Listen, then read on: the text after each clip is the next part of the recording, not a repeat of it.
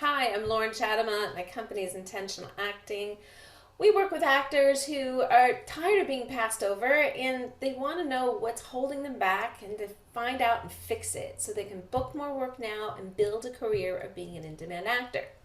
What I do is focus on what are the techniques that will help you to book more work now and become an in-demand actor. And today I want to focus on where does this take place? Okay, this is part of my question number 1 of the 9 questions of intentional acting.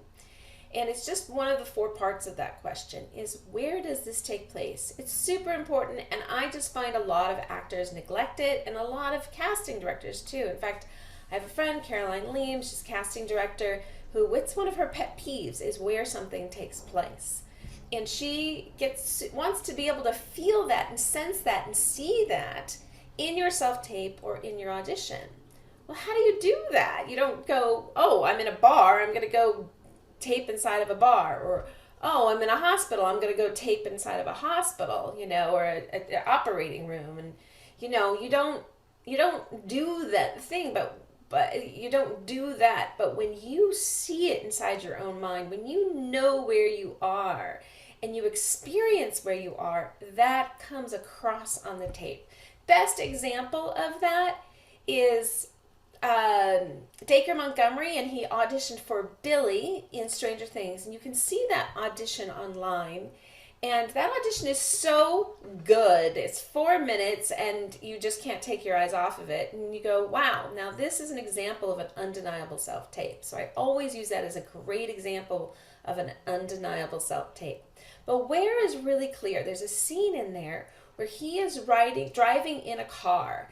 And he's not doing this thing, like I'm driving in a car and I see where we are. No, he's actually listening to 80s music, and he's got this feeling of like I'm kind of dancing and being reckless in this car. And you can just sense it when he's doing this, and you feel the danger of that too, of like I wouldn't want to be behind the wheel with this guy. And then there's a moment where he kind of dodges at this other car. He kind of plays, what is that, chicken with another car, and then the car goes sweeping by and he goes whoosh, and he sees that. And it's so powerful because you feel like you're right there with him in the car. And that's a very clear where.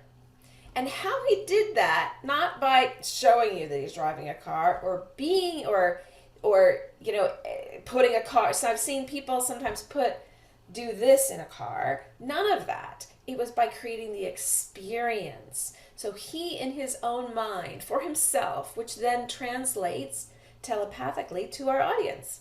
And he did that by thinking, what do I see, hear, smell, touch, taste? So this is question number 3 of my 9 questions, which is what is the experience of the scene?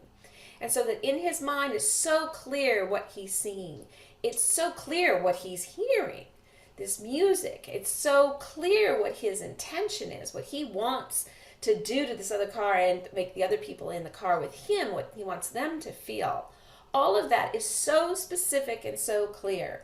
And so to do that, like in acting, I talk about how do you do that. So you start by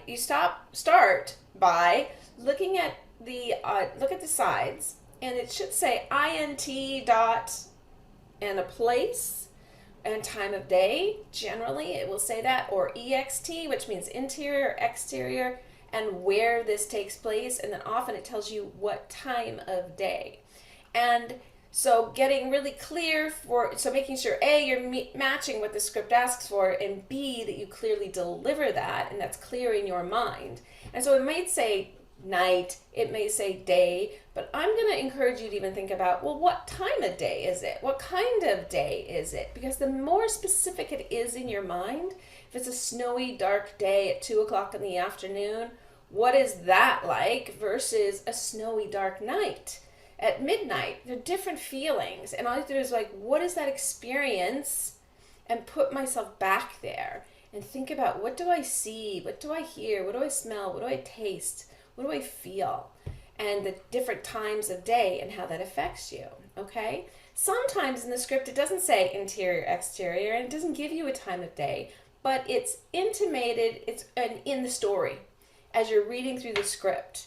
It might say or they're having dinner. It may say something else. So be clear as you read through the scripts, because so often I see that actors will, if they don't see the interior and the exterior and the scene description at the top, they're like, I don't know where it is. But read it and think about it. And if you don't see any of that, which happens sometimes, decide. Make a decision, make a choice, and make it super clear to yourself where you are. Because that's all we really need is we need that specificity, and then the audience watching you and the casting director can decide, but they can feel it when it's not specific and you don't know where you are. You don't know what time of day it is, and you don't know what you're doing. So where is really, really important in your auditions, and creating that sense and that feeling in your self-tape by you experiencing it, by you deciding where you are, who you're with, what time of day it is, and being super specific. Another one is, like I did that earlier in this, I was talking about you're in a hospital. Well, inside a hospital is vague. That's not specific. Where in the hospital? Are you in the ER? Are you in the ER waiting room? Are you in the ER room? Are you in a surgery? Are you in a patient room?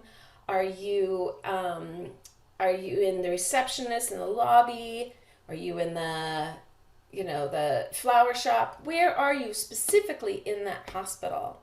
And if it doesn't say, it just says interior hospital day, then read more to see where does it clearly say that you are. Well, going under the knife, okay, they're in surgery, or decide, or just decide. So there's a real key. Go ahead, go back and look at your self-tapes, look at your work, and always stop and think, where am I? What time of day is it? What is the experience of this? And make sure you're putting that in your self-tapes and in your auditions. Now, if you have any questions, please leave a comment. Let me know. I'll be happy to check back and see how I can help you. And good luck!